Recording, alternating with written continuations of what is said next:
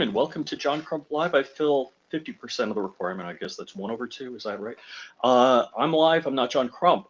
And John is not going to be with us today, so I am flying solo. But I'm very excited. I got to talk to our guest this morning, and I'm going to, without hesitation, bring her on. So tell us who you are and why you're here. So my name is Joeylynn Mesaros. I'm a homeschool mom in New Braunfels, Texas. I am accidentally a free speech rights activist as a result of getting sued by Biden White House officials and Democrat politicians for flying Trump flags next to the Biden bus during Trump's campaign in 2020. Well, you ran the bus off the road, right? You're a NASCAR. That's what the media wants you to believe. Those are the lies that were fabricated around that story. But Kamala was on the bus. She right? was not on the bus. No. Well, I read that report. Kamala was on the bus. There were a lot of things I bet you read. You probably also heard how is it? racist. Well, this is going to be the hardest interview you ever did in your life. How is it being a lead member of the KKK? Probably not what anybody would expect, seeing as the Ku Klux Klan is the party of the Democrats, not the Republicans. But we've certainly been portrayed that way. It has been some heavy slander and lies against our family at the hand of mainstream media, and the conservative media has been pretty silent about it. So I remember the story when it came out, in Christy Turtell, who's part of the Heller Foundation, put me in contact with you, and thank you, Christy.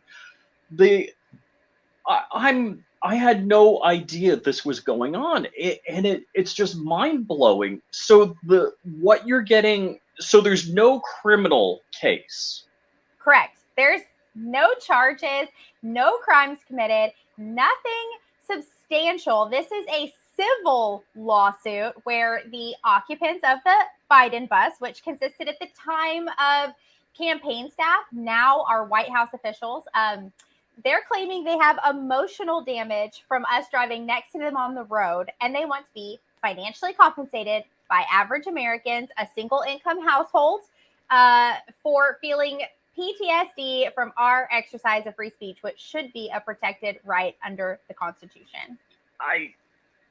And so I don't know if everybody's following along at home. The KKK remark is because they're going after you civilly by a law about the KKK. Can you explain that law? Yes. So it wasn't until 8 months after we drove next to the bus that it picked up, the viral media at the time. 8 months passed, and then we learned from a friend who saw on CNN that we were getting sued under the Ku Klux Klan Act of 1871. We had no idea what that was, researched that, and learned that it was a law put into place by Republicans in the 1800s while Republicans were trying to emancipate slaves, help them work, vote, go to school, and to protect those people of color, and the Republicans helping the people of color from the party of the Ku Klux Klan, which were the Democrats, who were at the time killing people for wanting to exercise their basic rights.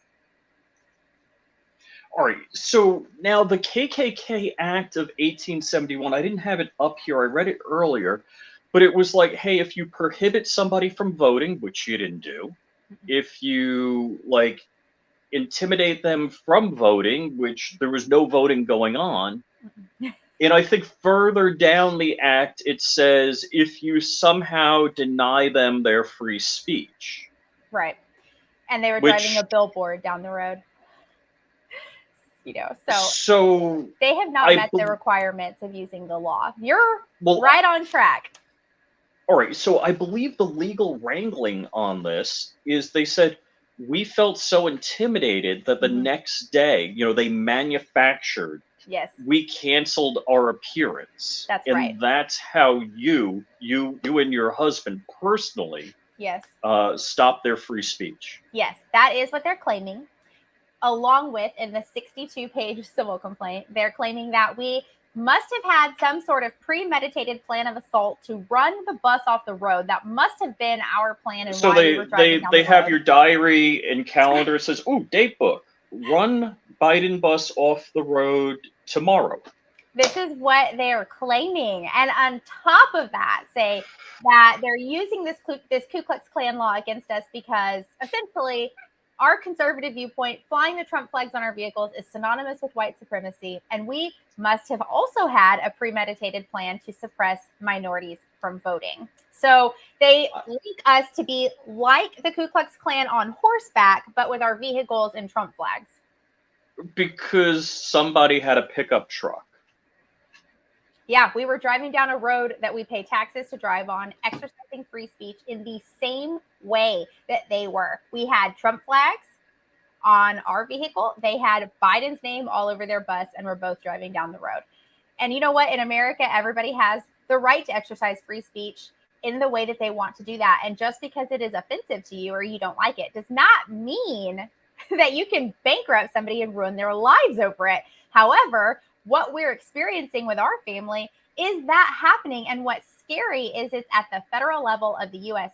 court system, which means it has the power to set a precedent moving forward that makes this easier to do to other people and could impact many Americans' free speech rights. And they don't even know it's going on. So to answer Chris, yes, this is still an active lawsuit, and they're suing you and your husband for how much? Yeah, they haven't even indicated what they're seeking in compensations other than one of the plaintiffs is the bus driver. And he said he's too traumatized to ever drive again and wants his annual salary of $600,000 to $700,000 compensated because he's unable to work. Yet unable to produce. I mean, is he driving stubs. nuclear weapons on that bus? He gets $600,000 to $700,000 a year. I know, that's probably how I should be paying for this lawsuit is by driving a bus. Because it's costing hundreds of thousands of dollars. And they have not indicated what they want beyond that. And when we asked for the pay stubs, can't provide it. So they dropped that portion of their request. Surprise, surprise. And here yet, we still are progressing through the court system. We're 2+ years into this lawsuit. We have filed not once, but twice to dismiss this lawsuit because they have not even met the basic requirements of using this law against us. But the Obama-appointed judge that we're assigned to, nominated into office by 2 Republican rhinos, the Obama-appointed judge has denied our motion to dismiss the lawsuit without providing any reason why, and we are headed to trial by jury in December, which will be nearly 3 years after the incident. Actually, over 3 years, yes. Wow. So just to give people the details on this, the sheriff investigated this and said, yeah, folks, go home. I have no interest in this, right? Are you talking about the day of? Yeah. So the day of, the Biden bus occupants called the police while they were driving through our town and wanted an escort. You know, they want to defund the police, but then they want the police at their beck and call. And so our town's police provided them an escort through town and later made a statement that everything was peaceful and in order. So there's no citations. There's nothing that would have been found to be out of order. Now, you and I spoke off camera, and I'm sure you'd like to circle back on camera to that white car Yes. that your viewers might remember. There was an accident that day on the road. And that white car was driven by a Biden staffer following the bus. And the bus and the Biden staffer were swerving in and out of traffic, driving really sporadically, very unsafe. And I have a photo on my phone where the bus and the car are taking up 3 lanes of traffic at the same time. As a result of them driving and swerving in and out of traffic, that white car slammed into a black truck with the Trump flag. And what the media did was captured some cell phone footage that had circulated social media of a woman who recorded the whole thing and was like, oh my gosh, did you see that white car hit that black truck? And all the media does is remove the audio and shows the black truck pushing the car back on a loop and says we were ramming cars off the road. So I think I've seen the video, and I could see the car going into the truck's lane, and then it cut. I didn't see anything, and then you see the truck and the car going off in the. I'm like, I hate when people say, "Oh, that was edited." Every video on the planet is edited. You cut the beginning and the end off, but you don't cut the middle out where the action is. Yeah, absolutely. And we were seeing that even with the nonprofits that are funding this lawsuit against us, the civil rights projects, Texas Civil Rights Project and Protect Democracy, they have the edited and altered footage on their websites where they are petitioning people to donate towards their fight to protect democracy and to defend people's civil rights and voting rights. And they are calling it an attack while they portray us as Ku Klux Klan with cartoon character images of us wearing white hoods, strapped with guns next to the Biden bus with Confederate flags. But it reminds me, I don't know if you remember this. So I'm from Long Island. Rick Lazio was my congressman. He was debating Hillary Clinton. And he walked over and said, walked over to the podium and said, will you sign this agreement? The next day, the narrative was, Rick Lazio attacked Hillary Clinton. I'm like, how do you come up with this crap? Yeah. Well, I know what happened, but I mean, that's why I like to watch things with my own eyes. Yes. So I can see. So when the media wants to tell me what happened, I'm like, yeah, no, I don't think that's what happened. I saw the whole thing. You know, so many people, if they just exercise that ability or that skill, they'd be able to see so much more of what's going on. But there are so many people that just consume the media and believe it is truth, or it's coming at them from multiple angles of the media, and it feels real when you're hearing multiple people parroting it. And even Biden himself gave a press release that said we were running the bus off the road. And so, you know, from the top down, people are taking this as fact. And then when people like Whoopi Goldberg on The View and the crew on The View are calling us emboldened racist bigots who have been crawling out from under our rocks because Trump has summoned us, and we are flying Trump flags next to the Biden bus, but will later be burning crosses in people's front yards. People believe that we're terrorists, we're extremists, that we're Ku Klux Klan. You know, and then we don't have the media in our pocket to be able to say, oh, wait, there's another side of that story. And the conservative media has been very reluctant to cover it. So a huge thank you to you guys for having us on your show to tell our side of the story. Oh, for sure, for sure. I don't. So, boy, The View. That's a whole. I know. Understand how long that's been on TV? Like 50 years. I couldn't believe it lasted more than one season. And I remember my friend's mother watched the show, and I'm going to throw her under the bus and then back it up. You know, it's because this lady didn't like other women, didn't have other women as friends, and she felt like they were her friends, and like they're all sitting around the table having coffee and talking. And wow, it's a niche that I see how they're filling it. Yeah. But what I remember these ladies, what a group of, and this is probably the most pleasant thing I could say, uneducated women ever. They're like, oh, Dr. Jill Biden, I'd let her operate on me. It's like, she's got a PhD? I'm like, oh my gosh, you guys, it's a cult of personality. I was just going to say, it's a cult following, yeah.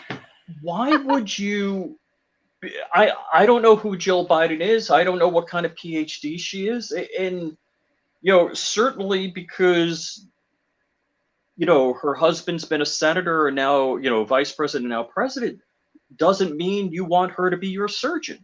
Agreed. Especially if she only agree. has a PhD. Yes, especially if she's not capable. And when you talk about people, I'm like, I've never seen such a group of misinformed, malinformed, or ignorant people on a TV show talk about news items. Oh, I know. I know. And we don't stand a chance against that kind of a reach. There's no platform that I could establish on my own that has that kind of a reach. And anytime that I attempt to, like, make a TikTok, I think I made a TikTok that told our story in 90 seconds because that's the amount of time I was allowed, you know, before it cut off. And it reached maybe 1 million people before the entire account was deleted, banned, and the video is completely scrubbed from the internet. And that's how it goes for us. So what happens when, you know, you come under this kind of attack from unlimited resources and you have nothing, and it's costing you hundreds of thousands of dollars to defend not just your basic rights, but everyone else's. And I think the crazy thing here is we have the First Amendment, and oh, what people don't understand, we talk about it on the show a lot here, is that the first 10 amendments are the Bill of Rights. These are the rights guaranteed to the people, basically telling the federal government, hey, hands off, you don't go near this stuff. And I just think about during COVID, the First Amendment, what was done to it are so if, boy, I'm hoping I'm not putting myself on the spot. You have 5 rights in the First Amendment: speech, assembly, petition the government, freedom of the press, and freedom of religion. Mm-hmm. And they interfered. Like, I remember this one church, I think it was in Texas, where they had church in the parking lot. And they're broadcasting it over AM or FM radio, and everybody's in their car with their windows up, and the police were disbanding them. I'm like, Yes. yeah, no, Yeah, not cool. I know. And this is how they do it. They dismantle the Constitution piece by piece. And we may have chatted about this off camera, and I'll just circle back to it. But we have a lot, as the conservative right, we have a lot of organizations that say they defend 1A rights. Those organizations specialize in freedom of religion. We have applied to over 50 First Amendment right nonprofits and organizations or legal defense funds, and they have all denied our application, saying we fall outside their scope because it is political free speech. So the left has identified a weak spot in our armor, a weak spot in our chain, right? And they've gone straight for it. And they know we don't have defenses. They know we don't have money in the bank. They know we don't have the media in their pocket. They are hoping they can just smash us to pieces with all of their power and privilege, and that we don't even stand a chance to fight back. But we have one thing on our side that they don't have, and that's God. And God has been faithful to provide for us, whether that's through we the people praying for us, fundraising for us, but dollar by dollar, we have been able to pay our legal defense fees to date after cashing out our 401k. We've spent about $140,000, and we haven't even made it to court yet. We're looking at spending about $600,000 in legal defense fees alone. And I believe that if we make it that far, we will win. They're hoping we don't ever make it that far, and that they win by bleeding us of our resources. Oh my gosh. It's, and just like our commenter here says, that the process is the punishment. That's, I mean, if they can bleed you financially dry, I mean, this really, because really, this could happen to any one of us. And you might think like, hey, things are good. I got money in my 401k. I'm working towards my retirement. My plan is progressing, and all of a sudden you're wiped out. I mean, that's what we did. We were trying to open up a business. My husband's a plumber, and we were thinking that we were right about to start his company, and we've lost it all. But I believe that God is faithful to, he's faithful to prepare a path for us. I was just reading in Psalms 1 today that it says that the path that the righteous follow, God is making a way for those people. But the people that aren't following God's path is aimless. And so they're on this aimless mission against us to dismantle the Constitution, but we're on a path of righteousness that we believe that God has called us to, that all things work out for good for those who love God and are called according to his purpose. That's us. And so we have only every reason to hope. We're just very tired and exhausted from the process. Like you said, like your commenter said, the process is the punishment. And so I don't want to give them that satisfaction. There are hard days and there are difficult days, but we will not relent. We will not be intimidated. We will not apologize for exercising our basic rights, and we will not back down. So I'm gonna kind of bite the hand that feeds me here. If you're not on the God train with us, I'm not a fan of yours, and I don't know if I've gone all preachy or anything like that. I really believe that it's it's a good and evil, not like good and bad, not good and I mean evil as in of the devil, demonic, that we're fighting every single day. Yeah. That what goes on, how things can happen to good people, that they can, drain your bank account. Uh, it's really horrific what goes on here, and how bad people get a pass, like Hunter Biden on Yes. his taxes and gun charge. Like if that was any one of us, we would be locked up for 10 years. And I think I mentioned it earlier today. My friend Matt Hoover, he's in jail right now. Mm. For taking advertising for a product the ATF on a phone call said was legal, and then they later went out against that. Now they could have simply sent a cease and desist order, Yes. and everybody involved would say, "Oh, okay, I might get in trouble for that. Hey, I'm going to pass. Yep. I'm backing away from that." Yep. And that would have been the end of it. But But no, the goal is to make an example out of him so that nobody else wants to speak up, have a show, have partnerships. The goal is not to help anybody, it's to squash everybody. Yeah, and just further commenting here, look, not all conservatives are deep into religion, I believe, but I am also about logic and reason. Hey, I'm deep into faith. I am. I don't know. I don't think I could get through this without a faith. I feel like this has put my money where my mouth is and my faith on the line. And if I didn't have it, I think I would be crumbling. I think that I would cave. There were initially several defendants in this lawsuit. My husband and I are 2 of the original 5 that were listed. 2 defendants have settled with an apology. They have been coerced and pressured into signing a written apology statement. And they did not have also the agreement was sealed, so you don't know if they paid money or what happened. To the best of my understanding, I don't believe that there was any exchange of money. I really think that all the plaintiffs wanted was that apology letter signed, because essentially, to quote my attorney, that could be used against us later to substantiate their false claims. If somebody that's in this boat with us is apologizing for what they're saying we did, and we're like, no, we did not. And then they're like, well, this sign this letter we can use as evidence against her. And we'll let you out, right? I feel like we might have been, our feet might not have been on a firm foundation if we did not have our faith.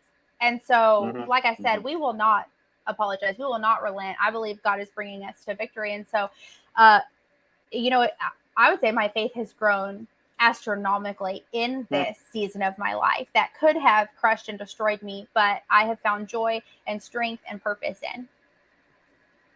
Amen. And look, I haven't told you this story. Our audience knows I'm a pilot. I've walked away from 2 plane crashes. The first plane crash, it looked like God got mad at the plane and crumbled it up. Whoa. When I got out of the plane and looked back, I was like, oh my gosh, nobody walks away from that. Oh my gosh.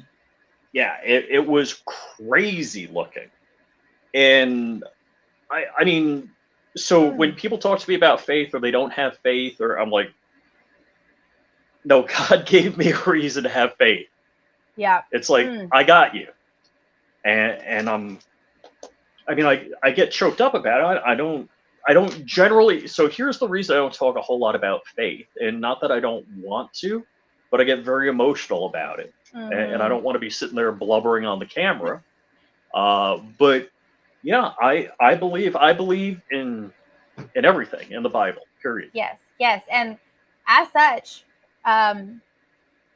life is not easy. We're told to expect to have trouble, trial, and tribulation, to take heart, because God has overcome these things and He gives us everything we need to get through it. And so I think a lot of times our Christian culture talks about, oh, if you love God, your life is easy, it's great, you have a lot of money, you have a lot of peace, and that's not always the case. That joy is not the same as happiness. And I think that when you truly experience God's goodness, you understand that it's very different from what church culture sometimes talks about. They get it wrong a lot of times in America, and those are the same churches that aren't speaking up about the injustices that are going on in our culture, and they are obligated to do that. Yeah. And my wife and I went to a church that we really liked, and just nearby here, and I felt they were good in the heart and the spirit, and there was another church a little close to us that I thought gave a good technical sermon, and I like to go to both. Yeah. And my wife still goes to the other one, but when she talked to the pastor about, like, oh, I'd love to read the Declaration of Independence, or on the 4th of July, it's like, yeah, we don't want to get political. And I'm like, Yeah. ooh. And Yeah. that's when actually my wife called Chris Ann Hall and said, hey, what church do you recommend? And we the church on Father's Day that we're going to, they give away a shotgun on Father's Day. Oh my gosh. They're so yeah, they're having, like a 4th of July party, all of that. Love It's that. I love so that. I think being in the right church, hey, it's great, believing in God and going to services and helping out other people at church. But I think you got to go to the church that has the right message also, that's going to support you. You do. You don't, And like if you go to a bad Mexican food restaurant, you don't keep going. And you don't stop eating Mexican food for the rest of your life and say, I went to a Mexican restaurant that was horrible to me, so I don't believe in Mexican food. You try another one until you find that place that has the best fajitas, and I think what I talk to people about, things in society, and I graduated high school in '83.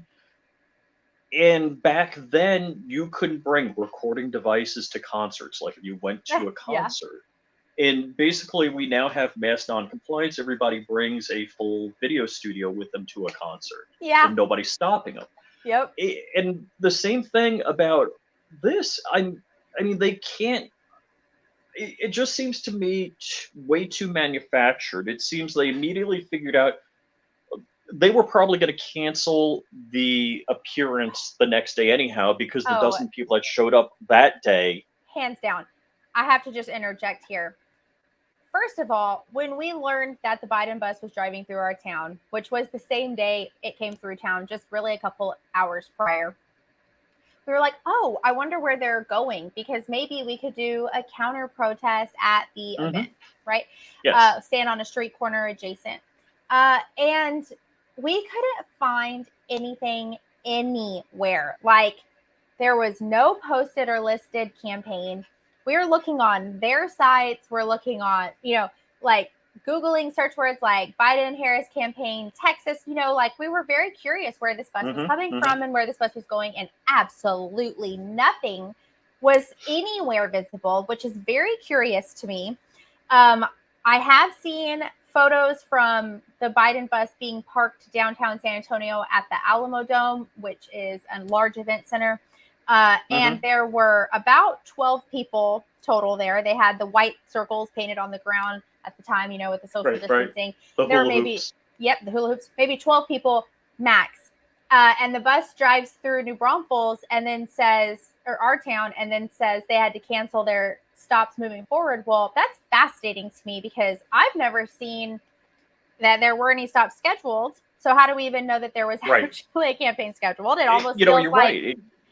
they drove through here looking for maybe a Trump train to drive alongside of them, so that they could launch this attack on conservatives and shill free speech rights, since our town had a Trump train that had 4,000 members and was already picking up national news coverage at the time. So it just seems a little fabricated from a few aspects.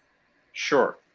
And we have, all right, so in Palm Beach County, I'm not sure if it's tipped Republican. It's been like nearly 50-50. And I was active in the Tea Party for a number of years, and there's a corner, it's PGA and Military Trail. And at that corner, there would be maybe 10 of us, a dozen of us show up, and we'd wave flags on a regular basis.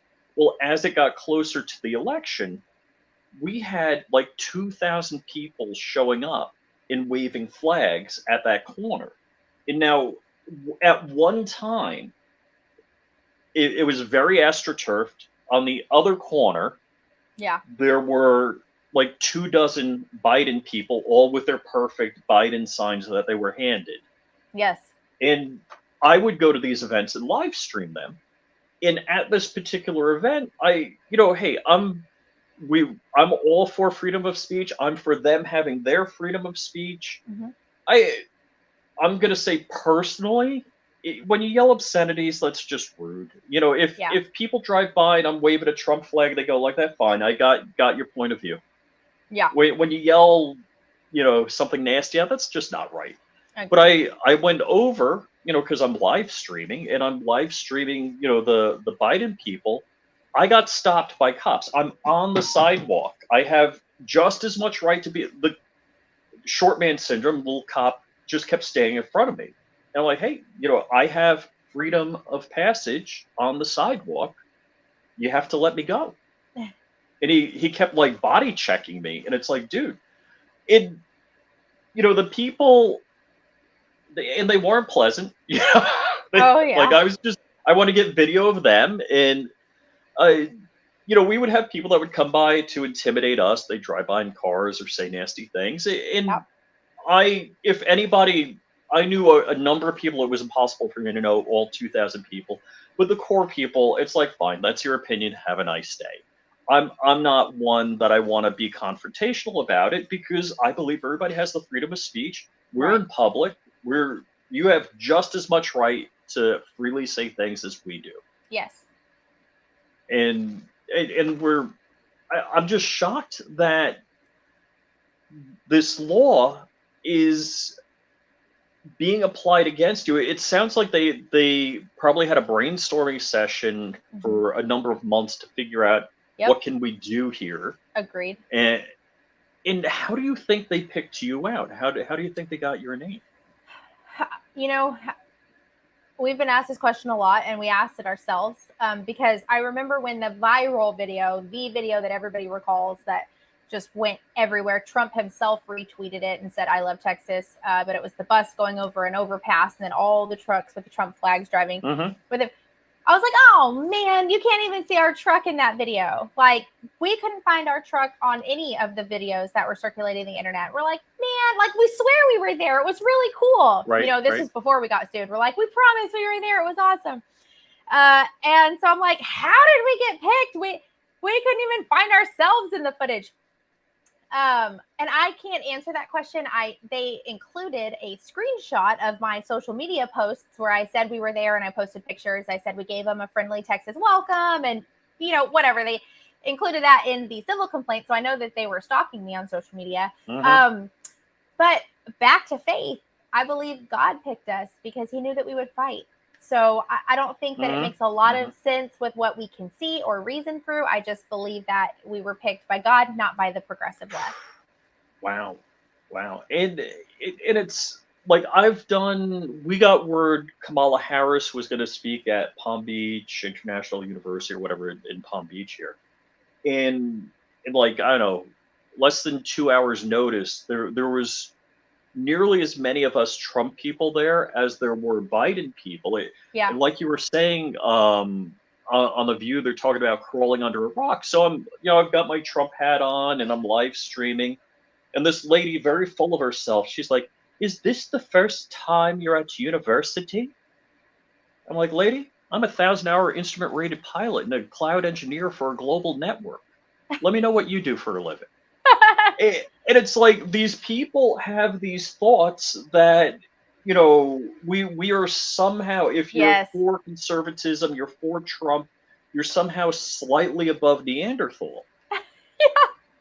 Yeah, you're absolutely right. But I love a recent study shows that conservatives are more attractive than liberals. Not that it took a survey to provide these I results. hear that all the time, and holy cow, you got to look around it. It's so true. I mean, you do. It's like they pride themselves on being as offensive visibly as possible. I was looking at it. It must have been Instagram. I was flipping through, and it was a bunch of like moms demand action at a movie showing or something like that. You see like all of them. It's like, oh, it was not an attractive photo. Oh, I bet. And, I can use my imagination. I think overall conservatives are also rated happier than liberals. yes. I think, yeah. and I would just dare to guess smarter at this point, just based on what we're And talking I don't, about. I don't want to be arrogant enough. My family will tell you different. That I think I'm smarter than they are because they know they're smarter than you. You know, That's right. Yeah. that's the, and I don't want to be guilty of the same crime. I guess the thing that I always found about Democrats, so Republicans, or I'm going to quote Dan Bongino, it's like all Democrats are Democrats, most Republicans are Democrats. Ah, And it seems as though when we have Republicans in office, yep. that they kind of back off the gas on the car that's about to go over the cliff, where the Oh, Democrats, just put the pedal to the floor. yes. And, Well and it said. just seems our finances, all of that, like they're Oh just yeah. I forget who said it might have been Rush Limbaugh. It's like if they were trying to destroy the country, what would they do different?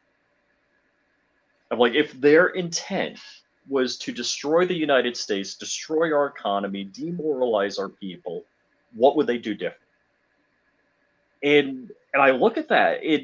I remember as a kid, if when I was young, I went to Germany, like the one of the only trips offshore, and people were like, "Oh my gosh, you're an American." It's like, what's the fashion in America? What's the cool slang saying? Like they're all excited about Americans, and now it's Oh, I don't even know if we we're feel that way laughing here. stock. I know. I Yeah, don't feel that way. I'm ashamed of so much of what's going on, but again, I have hope and faith that we'll and, restore ourselves. and But I got to tell you, that's what, God bless you, because like I talked to Matt Hoover today. Like my friend DLD After Dark and I were on the phone with Matt, the guy I was telling you about, who's in jail for the auto key card, and it it breaks my heart. Oh, Christy's popping in. oh, She's very just saying quick hi. Uh, it breaks my heart because there's this whole long, an incarcerated individual from Baker County, blah blah blah. I was like, oh, good. I mean, it's demoralizing to me It is. that It is. It's when discouraging. when you, I mean, I love Matt, I love his family, good guy, and that people like this are in jail, and Matt says the same thing like you. He's like, God picked me for this. Man, oh, God bless him. The faith. Oh, Eh, I can't imagine what we're facing is civil, and I can't imagine if it had criminal consequence or association or right?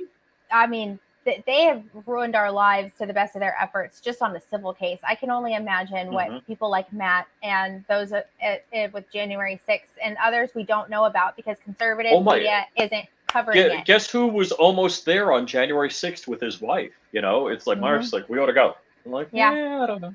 I know. I wanted And to go, but we couldn't travel. So I had a rally here. I hosted a rally here.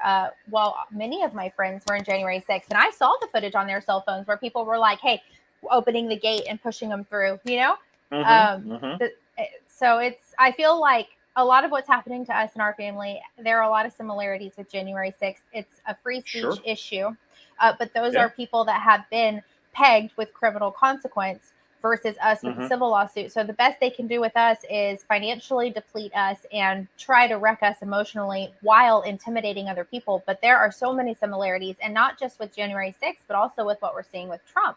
The same way they're using this lawfare against their political opponents, um, they're using against the political opponent's supporters, which are average Americans. And I think many people are like, well, that's Trump. He's obnoxious. He asks for it. He's got lots of money. He's fine. Like, whatever. They justify this happening in America because it's Trump. And, the meme has come to life where Trump is saying, like, they're coming after you. I'm just standing in the way. It's yep, happening to our family. yep, And I don't think people realize how easily it could be happening to them also, or soon as a result of how our case, the outcome of our case, the same way Kyle Rittenhouse set the precedent for 2A rights. Will the Constitution Ooh, be upheld or not?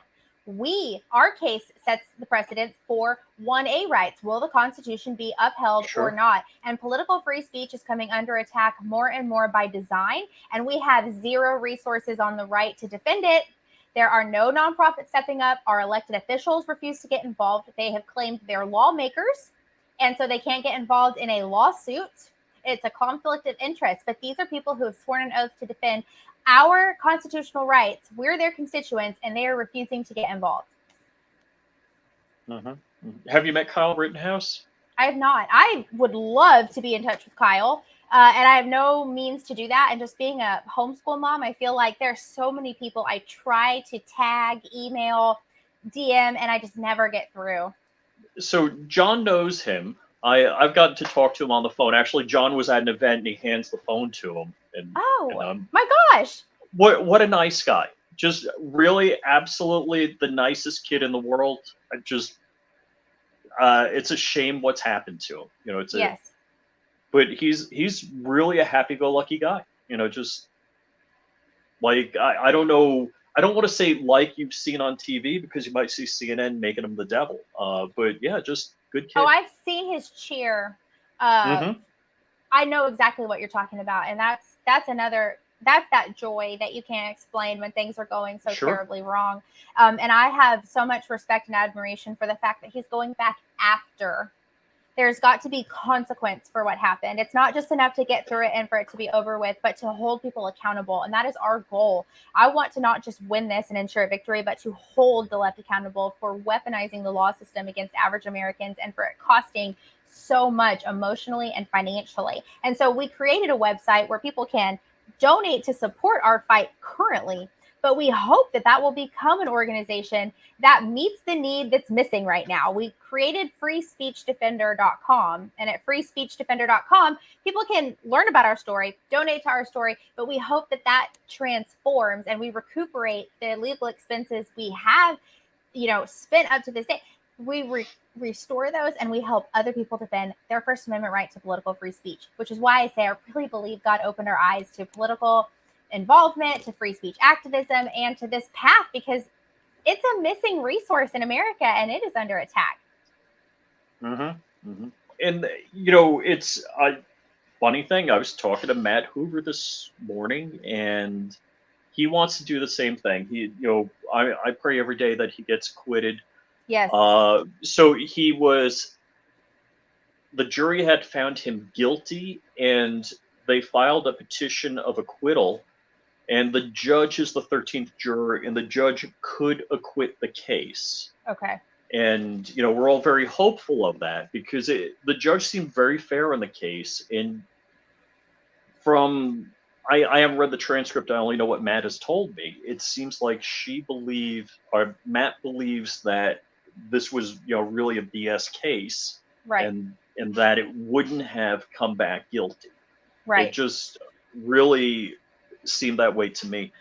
And Matt said, he's like, hey, when I get out, I'm going to start a fund, and I want to have a nonprofit that looks for people that are getting in trouble by the ATF, illegitimately, not like we're talking. In fact, the conversation we had was there was some guy, he got busted with a force reset trigger. Well, he had 39 other illegal machine guns. It's not like, so you don't want to support somebody like that. He's obviously, I understand. Yes, going against the law. But that when there's cases, like Kyle's case or Matt's case, where the ATF is clearly overstepping the boundaries. Yes. It'd be nice that there was an organization that would step up to do that, specifically. I love that. I love that. This is what's happening is they're picking on these average people that they think they can easily squash. And they're just inspiring Americans to push back and to stand up and to start providing the resources that are missing to defend our Constitution and to defend our rights, because we have families and we love this country. We love our children and we are fighters. It's in our blood. And so I just love hearing that. It inspires me so much because I am wrought over that man in prison. I'm also agreeing in prayer that the judge acquits him.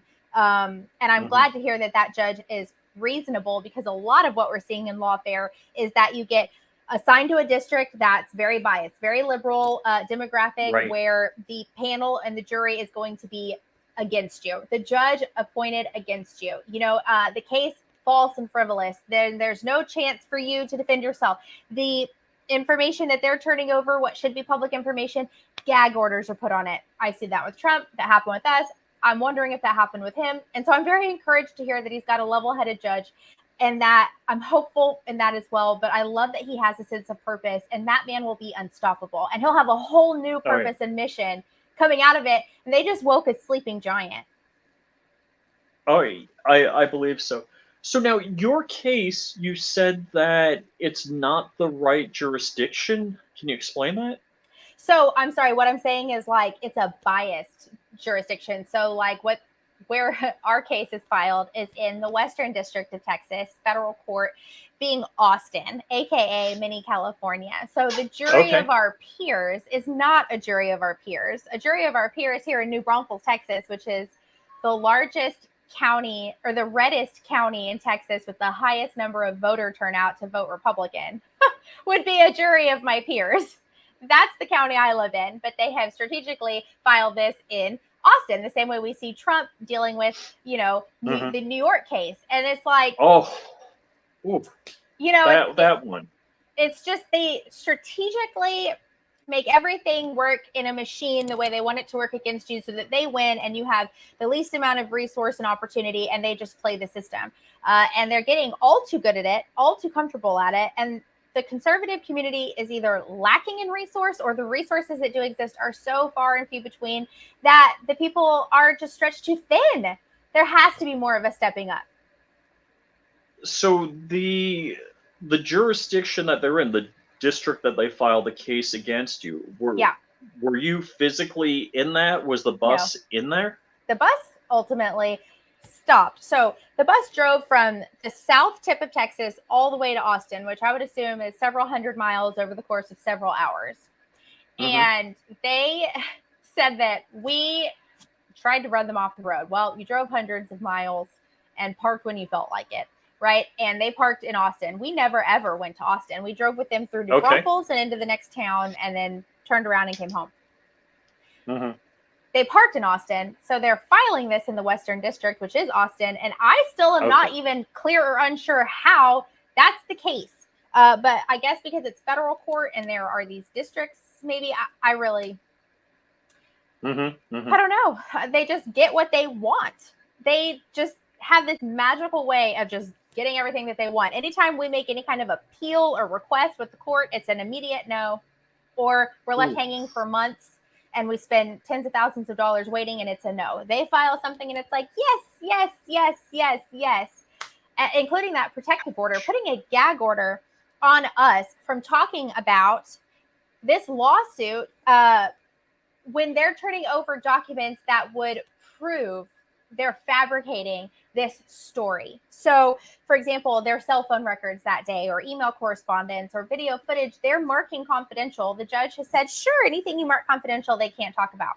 Why on earth would we not be able to discuss what is the people's right to know with these kinds of egregious claims, and have an opportunity to exonerate ourselves and to let the people see the facts and make decisions for themselves? But no, they only want their side of the story told the way they want it told. And, it's like they put a gag order on Trump with that New York case as well. It's the exact same plays out of the same playbook. So they're trying to win against you in the court of public opinion first. Yes, preach that. Preach that. And we had to find out about the lawsuit through CNN. I had to find out about the fact that two defendants settled from the San Antonio Express News, because they're having national press releases before they're filing documents with the court. Wow. So now these people that settled, do you know them? Are they somebody from your neighborhood, or? I do know them. They were people that were a part of the Trump train. They weren't people that I was friends with. Like, I don't have their phone numbers or anything like that. But I know who they are. And it's, they're very young, very, very young. I think at the time that they were listed as defendants, they were about 18 years old. And we've been in this 2 years, so they're probably about 20 now. And I'm sure they're exhausted, confused, overwhelmed. The people suing us have 20 attorneys, multiple nonprofits funding the lawsuit. So if you're representing yourself as these young people were, they don't have an attorney reading the legal jargon and understand. There's 10 emails a day from 20 people 10 times a week. Yeah. Like, they can't keep up with it. They don't understand what it's saying, where they're supposed to appear, what they're supposed to do, how they're supposed to respond, what that means. It's got to be overwhelming, confusing, and at some point I'm sure if you don't have somebody to seek counsel with, that you're just done.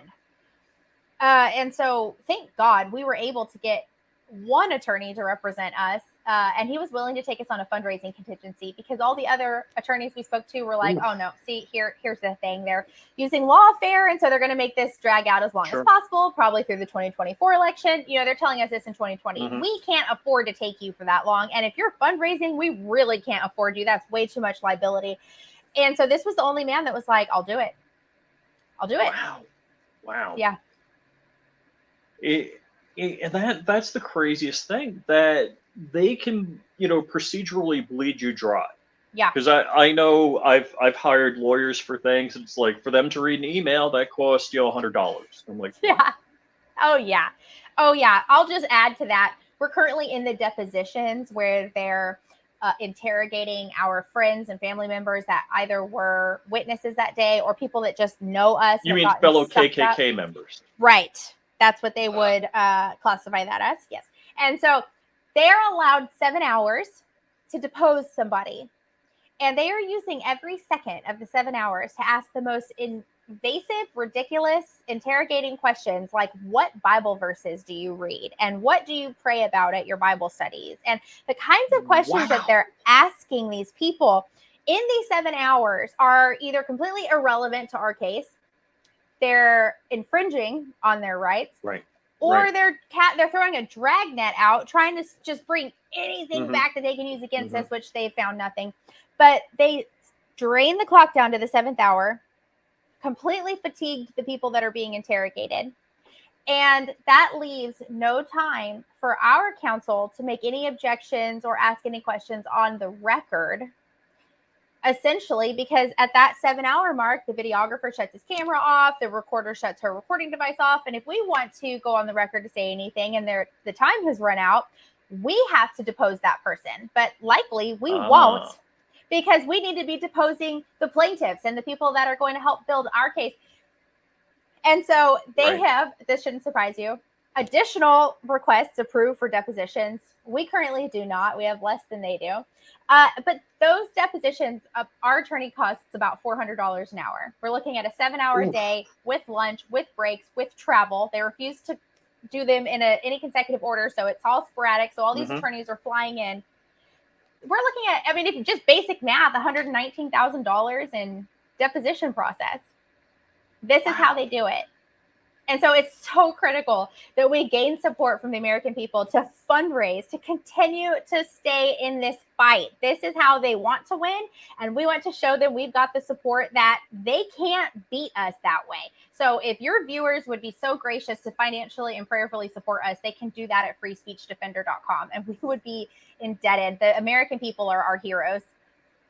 Yeah, I've been dropping the links in the chat. So thank you. Thank you so much. I'm just, it breaks my heart. Like, this is America. We should be able to have an opinion. We shouldn't be sued out of existence. Right. If there was an issue, and I'm like, but you were just there. You didn't do anything wrong. And I mean, I'm assuming the car and the truck that collided, they had insurance or whatever and worked out the damages. I assume so. Apparently, the FBI was involved, and people like John Cornyn, our senator in Texas at the time, who again had nominated our judge that is torturing us through the legal process. Cornyn's useless. Completely. He said that he championed the involvement of the FBI because he thought that the political violence that was on display was uncalled for. So again, he's perpetuating the progressive left's agenda, and Republicans are voting him into office. The FBI was involved and nothing ever came of it. And I would assume that's because you can immediately identify that the Biden staffer is the one that caused the accident. I'm sure if the Trump supporter had caused the accident, that would have been a huge thing. But the guy in the truck with the Trump flag is listed as one of the defendants in this lawsuit as well. Okay. Yeah. Wow. Yeah. Yeah. And one of the people I was just suing curious. us. Oh, sorry. No, go. I was just going to say, one of the people suing us, speaking of elected officials, is Wendy Davis, and she ran for Texas governor against Greg Abbott in the past. She's a former state senator as well. And during the time that she was on the bus, she was running for Congress against Chip Roy. And Chip Roy represents our district, and he won that election. But had she won, she would be suing her own constituents for dissenting. Just to put that in perspective. Wow. So she has PTSD from the bus ride? Yes. Yes. Apparently they were too traumatized to attend Biden's inauguration, drive the bus again, go to work. They're afraid we're going to show up somewhere and traumatize them again. The bus driver said that he felt like it was reminiscent of the Ku Klux Klan running people out of town on horseback. Because he's been there, done that. I mean, seen that. Yeah. So, where do they come up with this fantasy is the craziest thing. Yeah. Oh, yeah. I mean, and, just the footage they have turned over that we are able to discuss, they're claiming that we were yelling racial slurs at them and brandishing weapons. And I mean, there's all kinds of frivolous fabrications in the lawsuit, none of which are truthful by any means. But when you listen to the footage that they've turned over, they're the ones name calling. It's like, I wouldn't say that they were scared that day or intimidated. It seems like, I can't wait for the truth to come out. Well, it just seems to me that the people on the left have no limit to the low that they will go. I keep saying to my wife, I'm like, we're always never surprised when they dig deeper. It's the bottom just does not exist. Right. And talking about lies, so two firearms range stories. Aries Firearms, which is like an hour north of Orlando, and also my hometown of Islip has a range. The town has a range. People went to like the town council and said, I found this on my back stoop. I'm like, that's an unfired cartridge. You couldn't have found it there unless you put it there yourself. But they're too dumb to know that. And it always seems to me like they project. So they're saying, well, they said racist things. It's like, yeah. No, that's not what we do as conservatives or people on the right. We don't talk racist crap. No. So we got a minute left. I just want to give you the last word here. Thank you so much. I'm just so encouraged by getting to be on your show and getting to connect with your viewers. I really appreciate them learning about our story. I hope that they will take the time to share the story with somebody else, to share this interview, to share our website so that other people can learn about what's going on. If anybody has it in their heart to donate to support our fight to defend free speech, they can do that at freespeechdefender.com. There's a give tab that'll take you to our fundraiser. They can also leave a prayer for us there, share that on their social media. But just a huge thank you to you for remembering that the First Amendment comes before all the other amendments and finding the relevance to bring us on your show and give us a voice. And we're just very encouraged and want to remind everybody our website is freespeechdefender.com. You've been a fantastic guest. I'm happy to have you back in the future because I really want to follow up on this and keep tabs on what's going on here. Thank you. I would love that opportunity. Alrighty. So at 6 o'clock, thanks for everybody joining, and definitely go to our website.